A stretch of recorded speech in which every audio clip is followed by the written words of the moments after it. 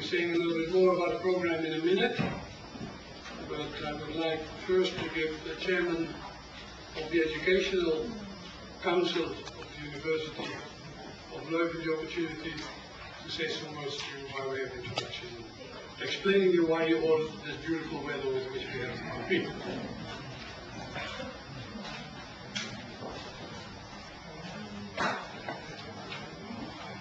Good afternoon to you all. Welcome to Leuven.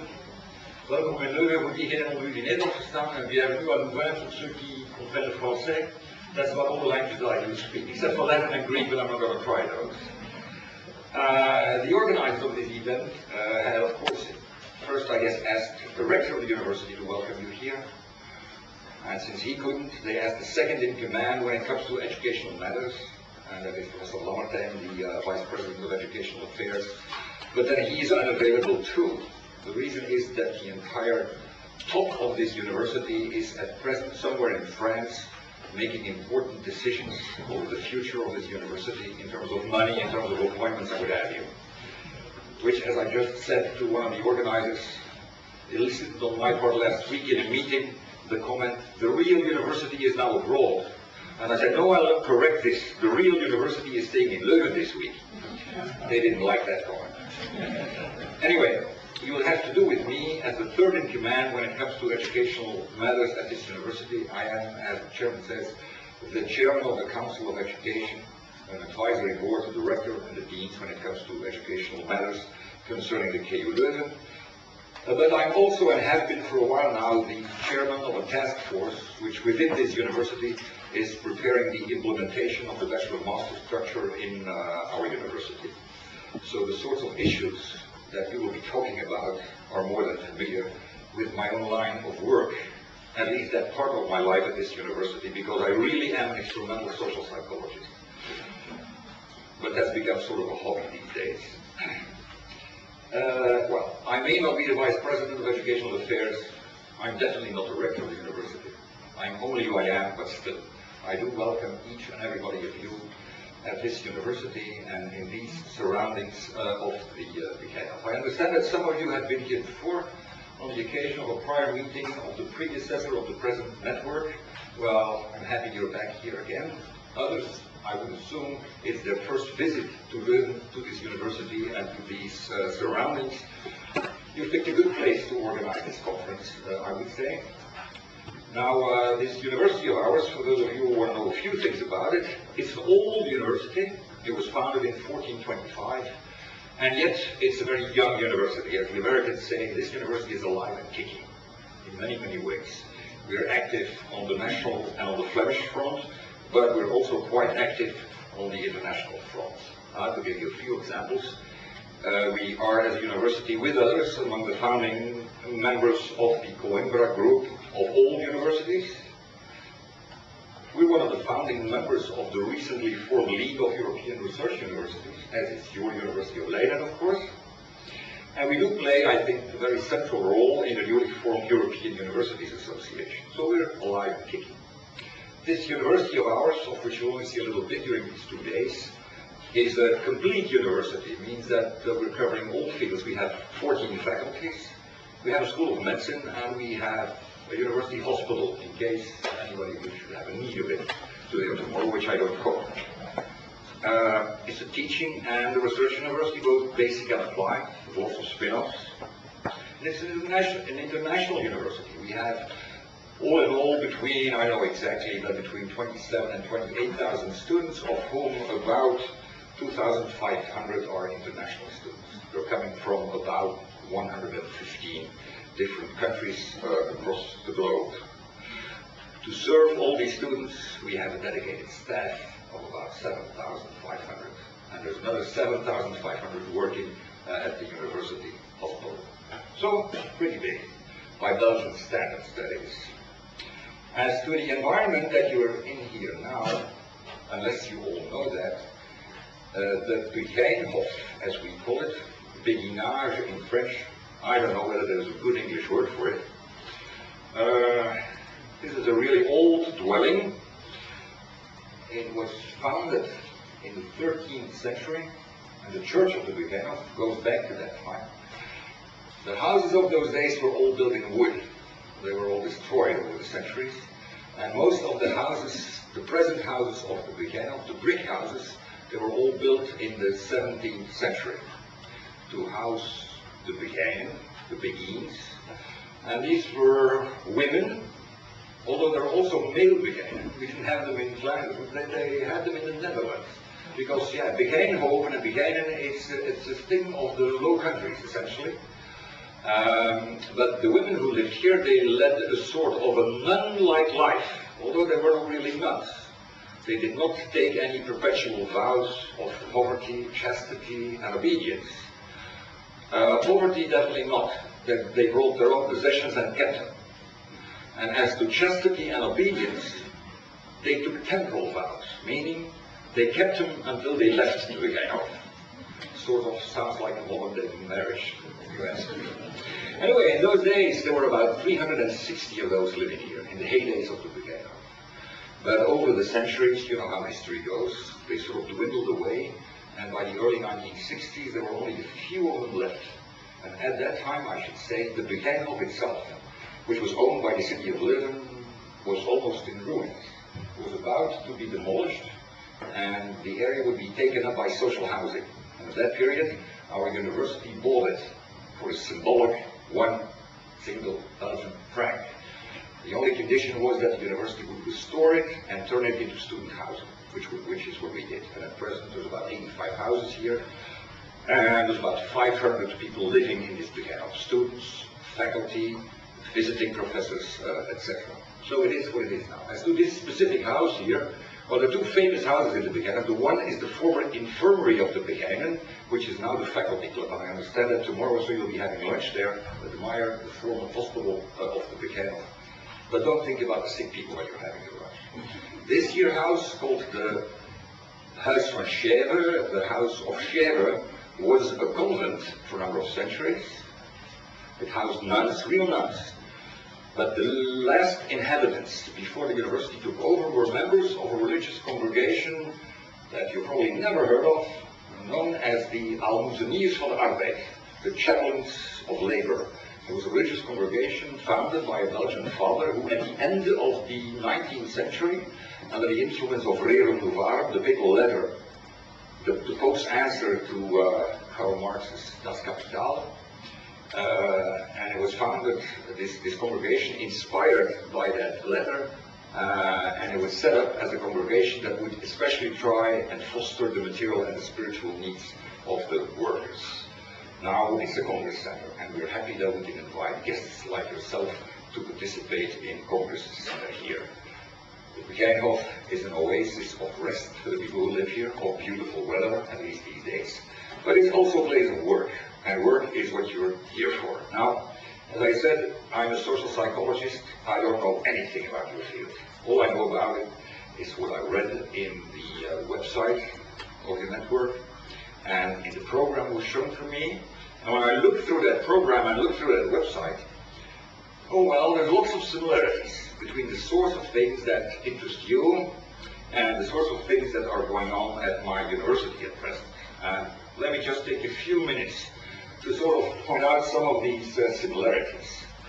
Now, tuning is on your agenda. Tuning is on the Leuven agenda as well, both internally and externally. When it comes to internal tuning activities, I am of course referring to everything that we're doing in the context of getting ready for our introduction of the bachelor master curricular structure. Now, when we started out this process, June of 2001 is when we got started. I know there's other countries in Europe who are ahead of us, others who are behind us. When we started out as a university, we had to decide how we're going to do this. And some said, well, let's give each faculty a copy of the Oya Declaration and tell them, good, implement it. Well, you will agree that that might lead to chaos as an institution. So instead, we decided to go for, well, I think I can call it now the tuning framework. Not a harness, not a straitjacket, a tuning framework. That sort of, as a conceptual framework, would guide the various departments towards the bachelor master structure. giving them a certain amount of freedom, because we do respect what I call euphemistically the local dynamics of a program, but which on the other hand sort of sets the contours within which they had to operate. So we drafted such a conceptual framework, giving some general guidelines, pointing out things like, please do keep in mind the Leuven model of education, which is the self-guided study model. Do keep in mind flexibilization in terms of the modes in which you want to bring your subjects to students. Think of various sorts of students. Make sure that when they graduate with a bachelor degree, they can move in different directions and what have you. Think of the international component, etc., etc. Of course, we also had a procedural framework, but that was more than a framework. Those were really strict deadlines. If you don't work with deadlines in an institution like ours, it's killing. But essentially it was a tuning framework, and I'm leading the task force that for the past year and a half has been trying to guide this into the proper directions. And the complete procedure was one in which the various standing programs had to submit overall general proposals of where they wanted to head in the future. Those proposals were reviewed by my committee, then decided upon by the academic council, and once they received our stamp of approval, they then got into the second phase where they could work out their programs in detail. All in all, my task force overviewed some 220 of those proposals. And things are going well. And one of these proposals was a proposal called MET, Master in European Politics and Policies, which we approved heartily. There was only one problem with it, is that the program they proposed is a program of 90 ECTS points. And our law says that we can only work with 60 ECTS point programs or multiples thereof. Now they submitted a proposal of 90 ECTS points. Now Marleen is pointing out to me that 90 is a multiple of 60. 60 times 1.5. Oh wow, okay, so much for arithmetic. I'll tell our Minister of Education that I'm afraid she won't go for it. But still I want to say, aside from that little problem, I will solve that. Yours is an excellent program, and will definitely be approved in all its details, so don't you worry about it. Anyway, as you can see, the way we're working on this project here at Leuven, trying to bring together chemists, physicists, psychologists, people from public administration, it's your major task to come up with a framework that covers all of these fields. So it takes a lot of tuning. And on the other hand, when I look more towards the external world, Leuven too is involved in many tuning projects. Yours is an example, but you're actively involved in many similar tuning projects in mathematics, in education, and various other fields. And beyond that, to give you just one other example, when it comes to quality assurance, we've had a good system of quality assurance for years, at the Leuven and at the Flemish level. But we're now looking across the borders, and at present we're just about to finalize a treaty with the Netherlands, whereby we will set up a joint accreditation system of the Dutch and of the Flemish higher education organizations. So we're into tuning, and by and large it works well, but when I sort of look back halfway through on how these things are going, I wanted to make two observations and link these, I think, to your activities, and then I'll shut up. For one thing, there are difficulties when one is involved in processes of this sort, ours or yours. One thing is what I call the law of inertia.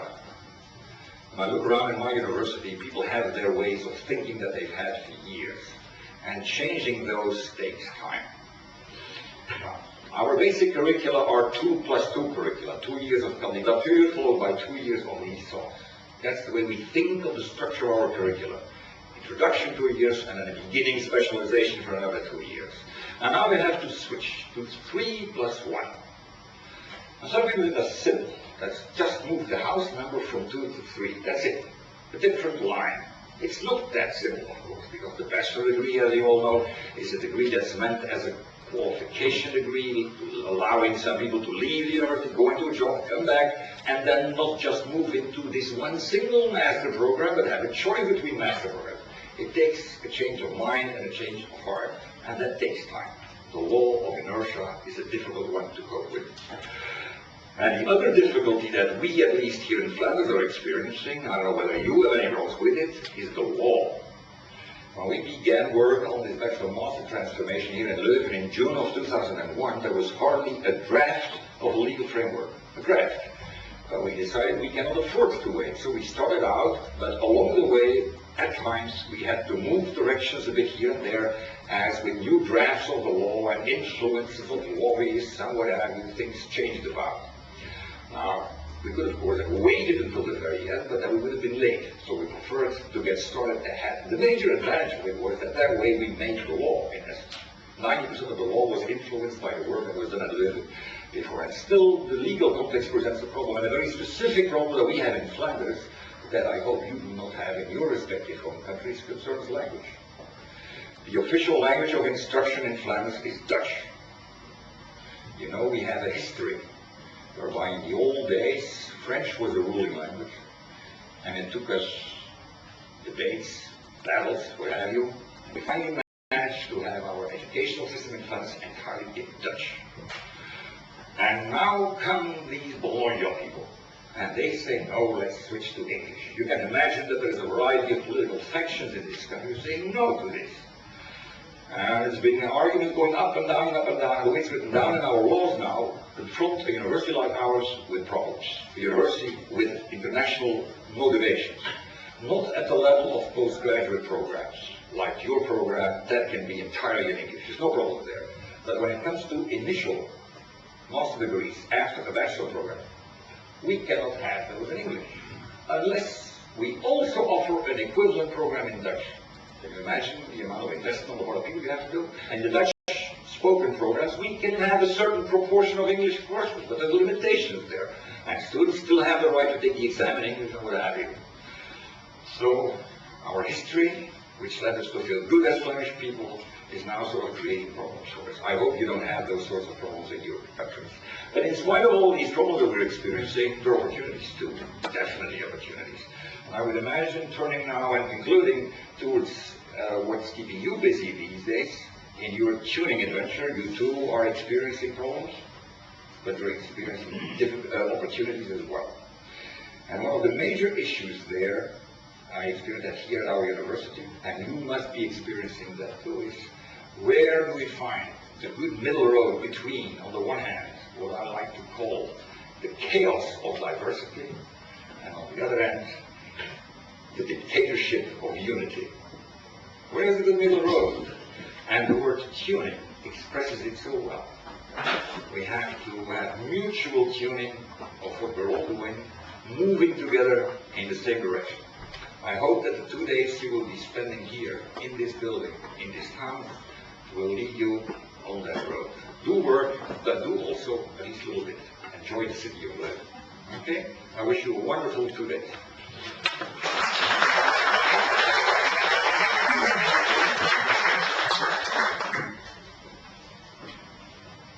Mr. Avermaet, thank you very much for this introduction, and already a substantial introduction to the topic. I must say that we have chosen the concept of the theme of tuning in a more playful manner for this conference. It is a slogan which floats around.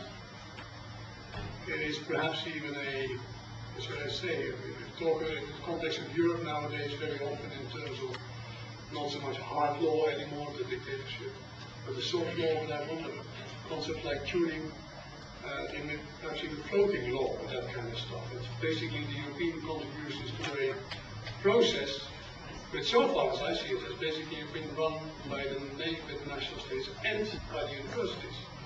You refer to your history of the institution and that some people have been here, but I would like to express once arriving here again, I think that this network has a lot of historical steps. Actually, that if you look back in those terms, in terms of tuning, that have to go back 10, 12 years. I mean, here we've had debates on a joint degree between various universities. We've had actually, in this very room, I think, whole sessions of joint examinations.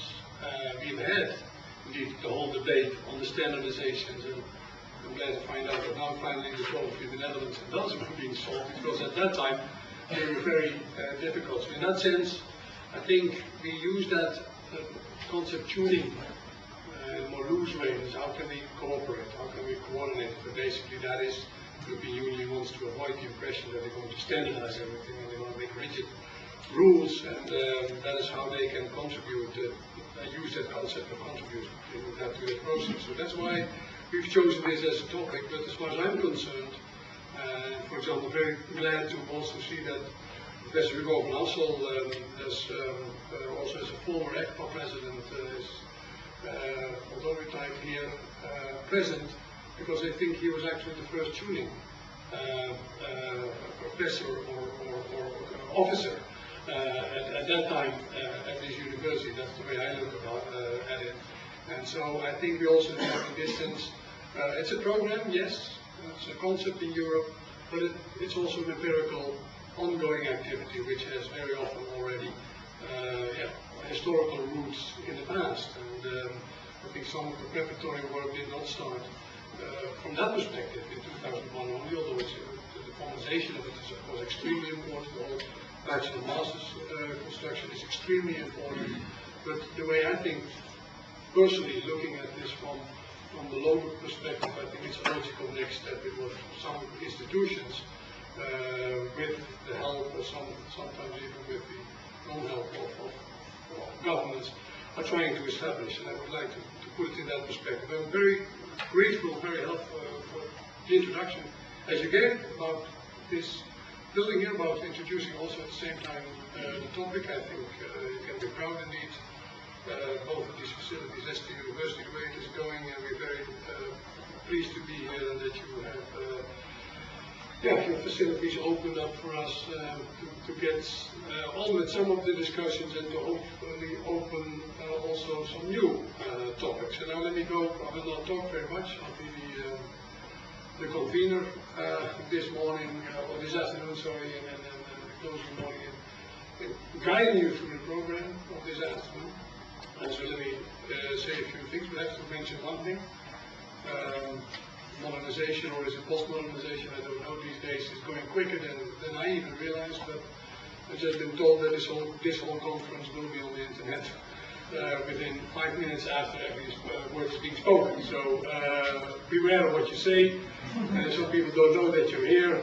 It's Friday afternoon in some places, so they might be serving on the web and they might discover you and not know that you are in sunny Leuven. So that is a risk. Be careful how you're being spotted. It also means, though, that for the purpose of broadcasting, I have to put some things on the chest of the speaker so that it'll be more clear.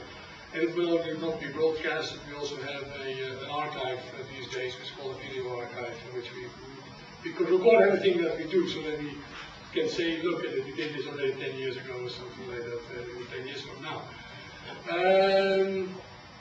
What is the idea of this morning, or this afternoon? It's part of the way that we structured these annual conferences so far, which has been a proof of concept. The idea is that we use the first session as an opening session, agenda setting session, to get the debate going.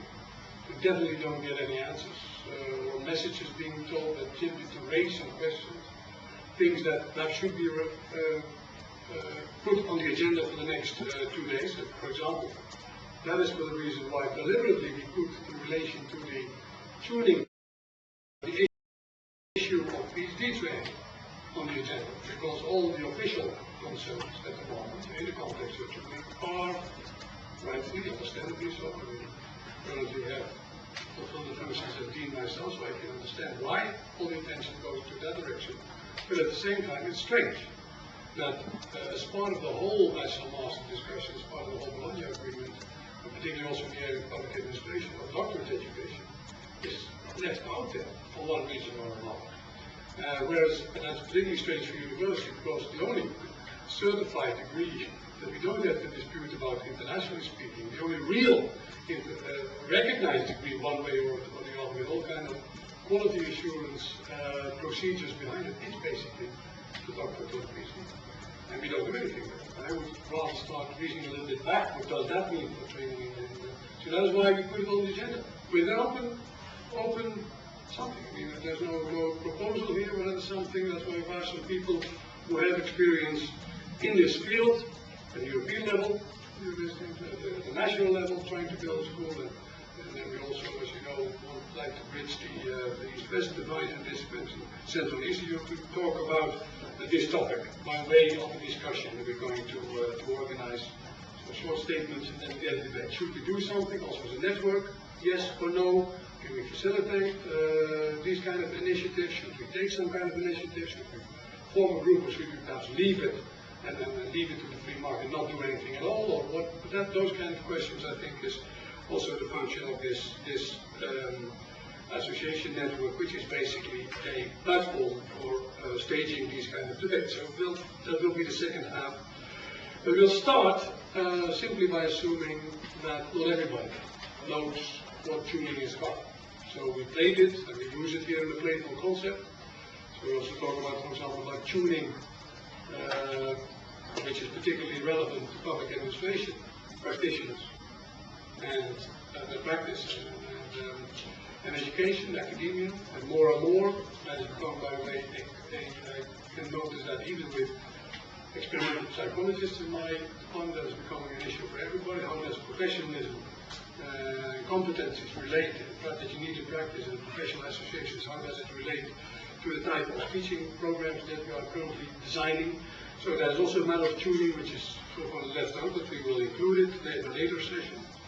But despite that, there is of course a formal meaning to tuning, and that's why we've asked for and found prepared a tuning officer, in this case Alan Hegarty from the University of Limerick, to introduce a little bit that topic for those people that might not have been that much into the business. See, what does it mean?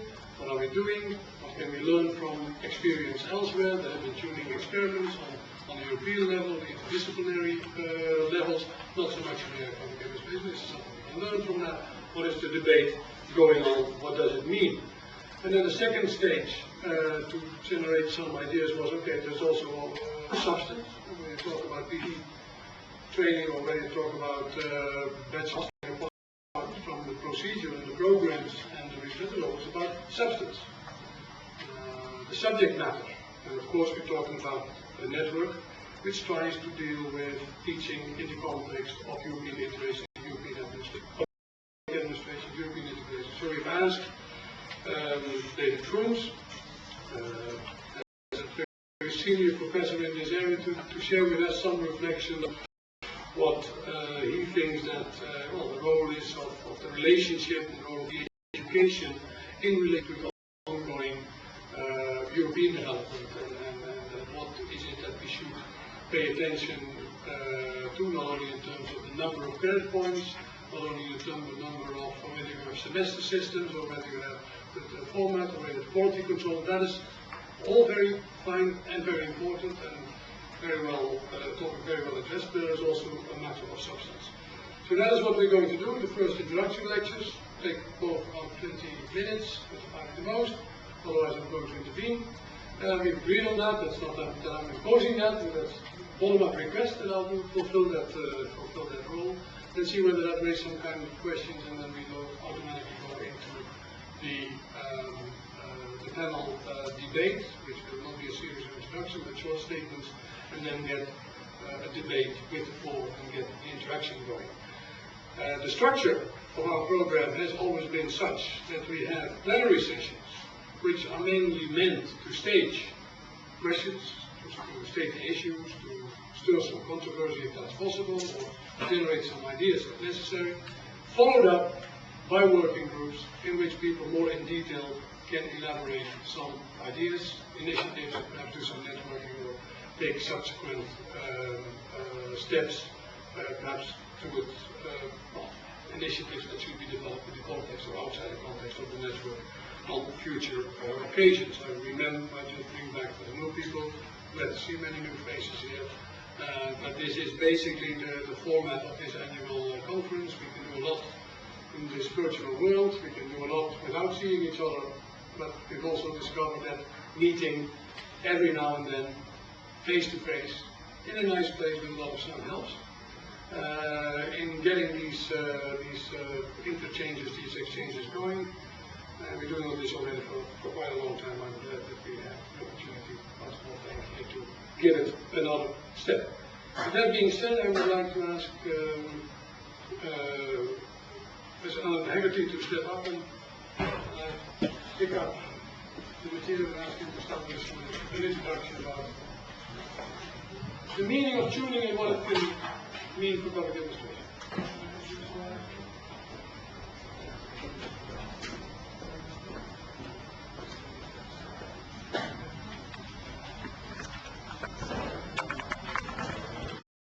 So I don't need to worry about this one at all? Would you like to do it for me? Okay. Yeah, the only issue, yes, who's this one? Oh, yeah, that's only for you. Again, I'm afraid you have to use this one. Okay, so maybe I can I move this aside? If I can move this aside, it'll be okay, I think. Okay. This is not... If you want to stay there, you can move this one. Yeah? Okay, then, yeah, that's good. Or if you want to connect your PC to the... Yeah, I'll just plug this in, this should be okay. Right, no, it's okay. Okay.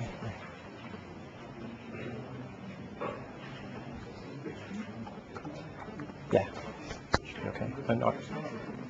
No, I tried it earlier. It seemed to work.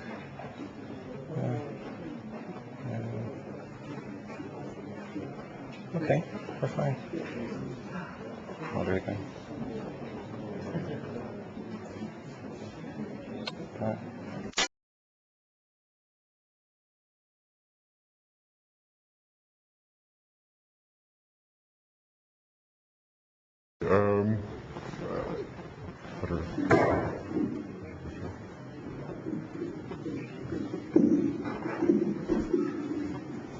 Well, thank you for the introduction. I'm Alan Hegarty, and as the opening speaker said, not knowing much about what your network's about, I know absolutely nothing about what your network's about. I'm a mathematician. Coincidentally, I'm from the University of Limerick, which is a remarkable coincidence given that quite a number of current and former colleagues are very heavily involved in this, and it's very nice to see them again in an extraordinarily unusual but very pleasant context.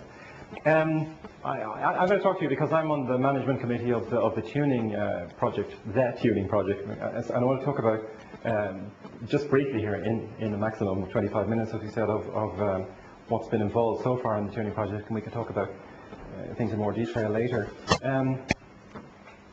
So, oh, we got a problem. Yep. Has it just crashed here? Okay. I think we're going to have to... Sorry, excuse me,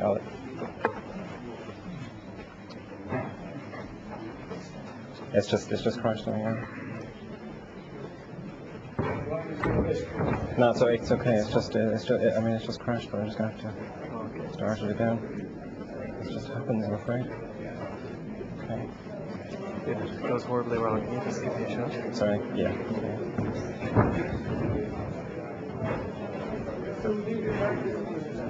It'll be okay. No, I'm gonna put it back in. Yeah. Excuse me. Well, it's starting. Let me just tell you that the tuning project basically started it was conceived in the year 2000, but it started with a plenary meeting in May of 2001.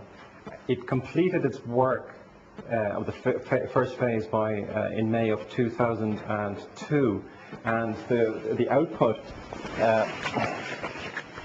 the result of all that is this book here, which was produced very recently in early 2003.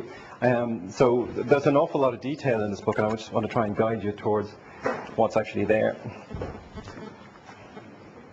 Okay. Sorry about this.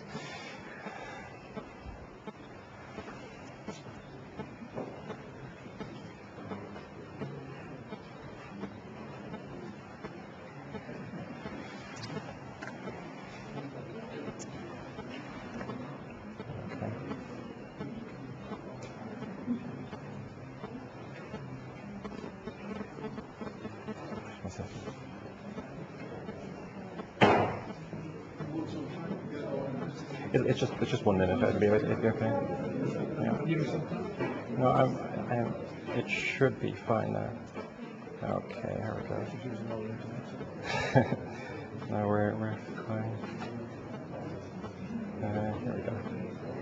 It's just was everything that can go wrong is going to go wrong here.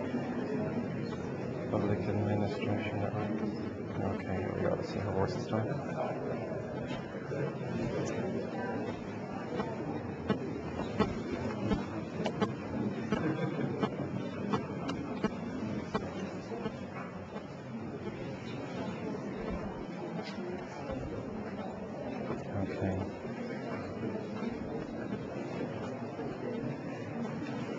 Okay, we're back. Okay, so what I want to talk about, even a bit quicker than I planned, is a summary of the Tuning 1 outcomes and the aims and objectives of the second phase of the project, which is just starting. The coordinators of the project, joint coordinators, are Julio Gonzalez from the University of Deusto in Spain and Robert Wagenaar from Groningen. I suppose this has been referred to. What we're about is the tuning of educational structures and programs on the basis of diversity and autonomy. So tuning is certainly not harmonization. Let me emphasize that this is not a project of the Commission, but it's a project by and for the universities. And we see it as the university's response to the Bologna challenge. Okay, so the context clearly is the Bologna-Prague-Berlin process, which is about the 2010 deadline for a European higher education area, and coincidentally the Luxembourg process, which is about one European labour market. And the idea is to have a competitive and attractive higher education area in Europe. And as laid out in the Bologna process, what is required is comparable and compatible degrees. Okay. Now, the outcomes of Tuning 1 were, first of all, definition of generic competences. A key to the Tuning project has been the definition of degrees, partly based on the notion of competences, both generic and subject-specific. Well, so there is some substance to what we're actually talking about. There's an issue of perspectives on the ECTS credits in terms of not only of transfer, but in terms of accumulation. And then, well, the whole notion of an emerging tuning methodology and model. And I'll talk about the aims and objectives for Tuning 2 as well. Now, Tuning 1 was, at least, was defined in terms of 4 different lines. The first line was this notion of generic competences, and the process, what was involved there was the issue of defining what these competences were, what ones were worth investigating in any way. Anyway, consultation, which took the form of essentially questionnaires and surveys sent to both graduates and employers initially, and subsequently to academic staff. And then, well, further analysis of that data, and then think about what we actually do with it. We did the same thing in terms of subject-specific competences, and this is where it comes down, obviously, to the matter of the individual subject which is being dealt with. So the same process involved there. As I said, a focus on the accumulation of credits related to learning outcomes in the context of the ECTS system. By the way, I mean, in the context of Bologna, a credit system similar to the ECTS is referred to. We obviously feel very strongly that ECTS is the system that should be used, and we very much recommend that as a result of the project. And line 4 was approaches to teaching, learning, and assessment. To be fair, I think line 4 was the least developed one in terms of what was required, what happened in phase 1 of the project, which had to take place in a very short time frame. So that's a major focus of the second phase of the project. What happened in terms of the generic skills was that there was a survey of, as I said, graduates, employers, and academics. Okay, so we ended up with 101 universities, which are responsible for individual surveys of their graduates, their employers, and their academics, and then that data had to be analysed.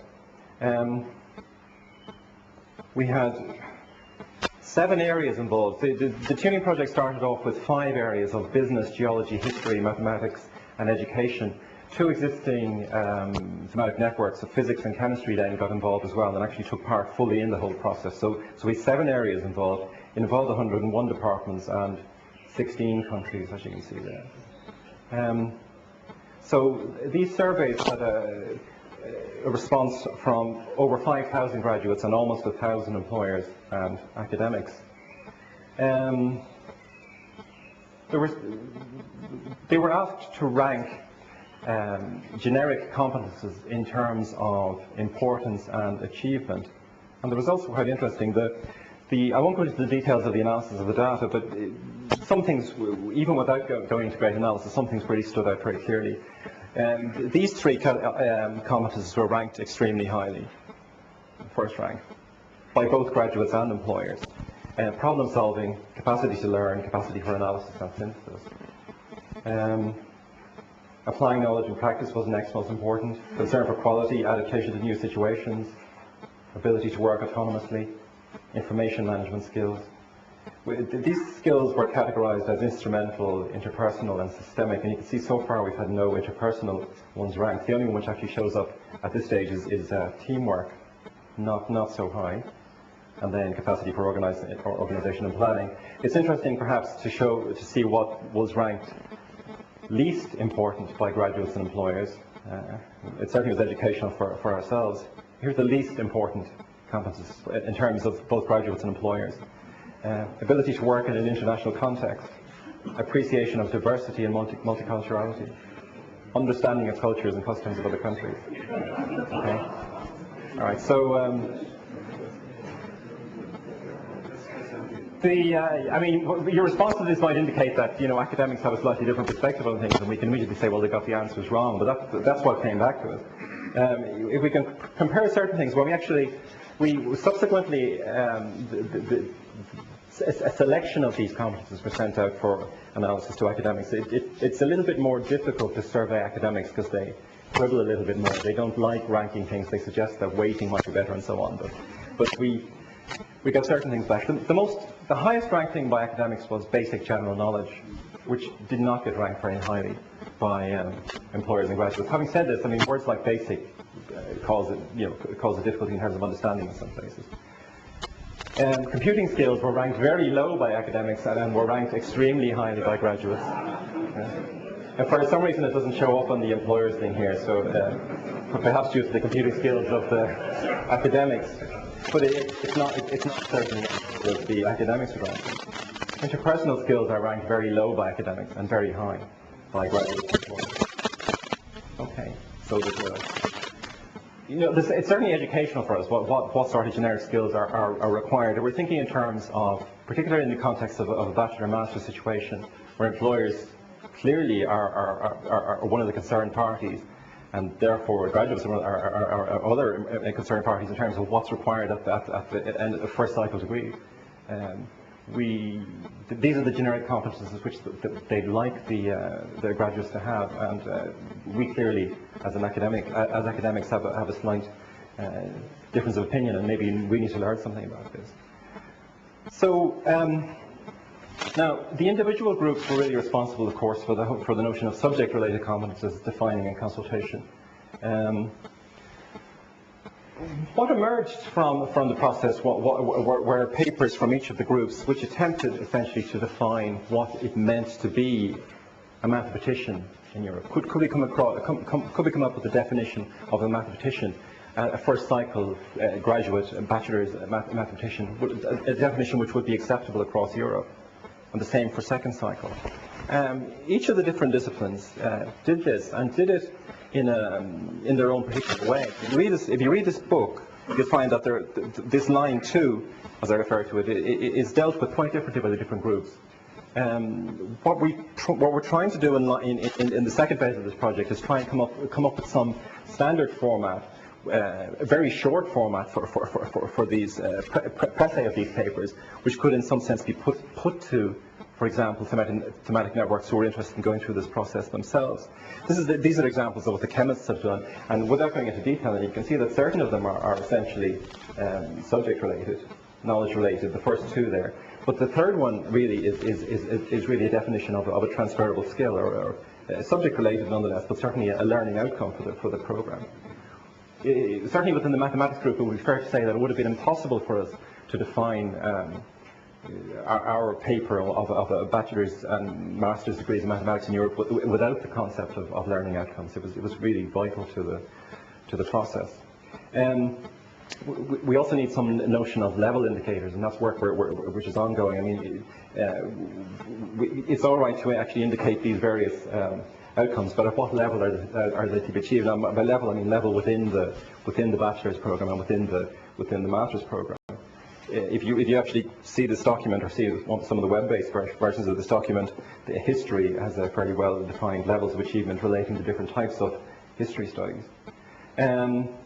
Okay, I mean, what we talk about the traditional methodology for degree programs is largely in a national context, and for graduates with a traditional profile, focusing on knowledge and content, staff and teacher oriented, and compulsory subjects to be covered. This is a slightly pejorative picture of the traditional approach, input oriented. And what we're talking about is the tuning approach is student centered.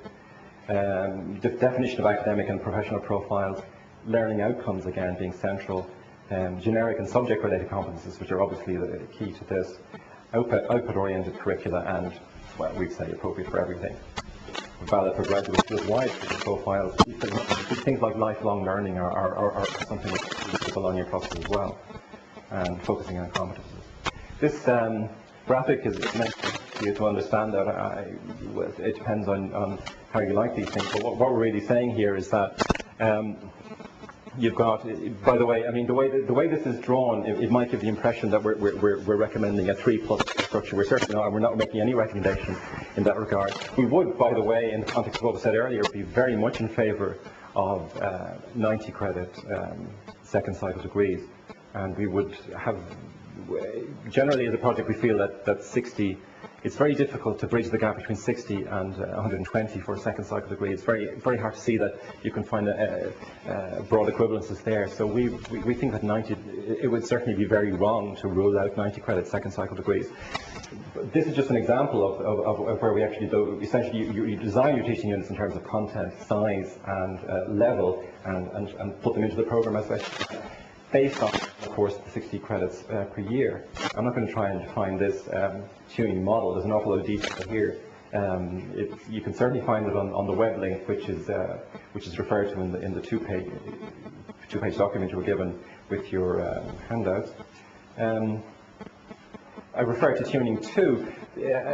The aims and objectives of Tuning 2, it's probably quite interesting in terms of this network because we have new partners and a new field. We have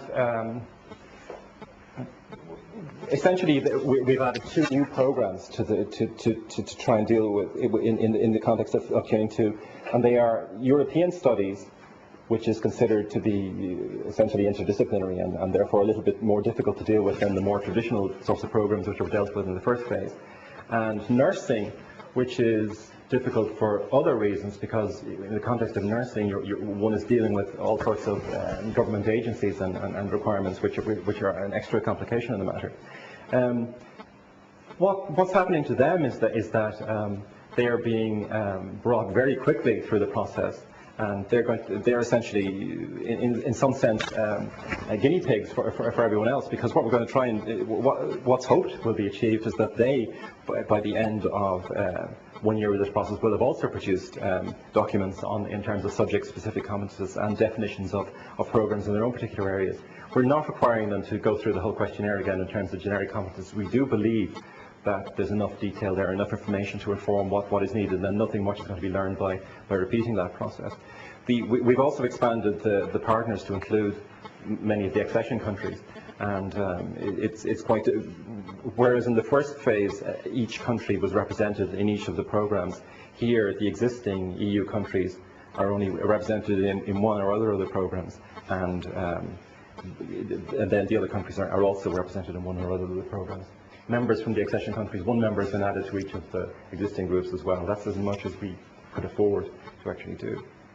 Okay, and then we're also going to try and validate and consolidate results. Essentially, we're going to do things like consult with professional bodies and so on, see what level of acceptability the documents which came out in tuning 1 half.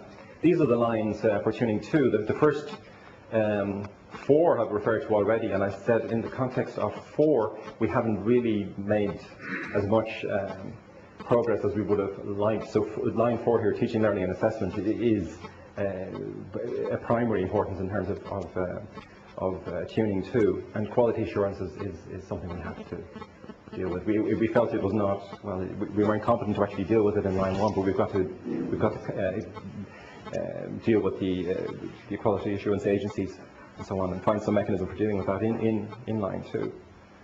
Okay, so as I said, we're going to fine-tune the reference points for first and second cycle, not third cycle as I said, but this is as much as we can manage. Link with other national and transnational initiatives on descriptors. There are some documents such as the Dublin descriptors which have a lot to say about levels, and for example levels for the second cycle and so on. And connect the generic and subject-specific competences with their professional profiles, as I said. Discuss the outcomes with the academic and professional bodies. We want to develop some tools for measuring student workload in relation to learning outcomes. That's very difficult, and it's certainly discipline dependent. We want to find common level descriptors related to ECTS credits in the Bologna qualification framework. And as I said, carry on with the development of competent-based approaches to teaching and learning at the level of the subject areas. And we want to survey and propose assessment methods for competence-based study programs. In other words, we're going to look at what sort of assessment is going on in a program at the moment. How do they need to change? And, well, I referred to the quality assurance a minute ago. I don't know if I've gone over my time. I hope I haven't by too much. But these websites are referred to in the document you have. The last two there should be identical, but they're one may be ahead of the other. If you look at those, you'll find quite a detailed description of what happened in phase 1 of the project. And if anyone's really interested, this book contains absolutely everything which has been done in line 1. So thank you very much for your attention. I apologize for my computing skills at the beginning as well. Well, that's something that the teachers did have to do. Maybe I'll do a little bit, I think you managed very well.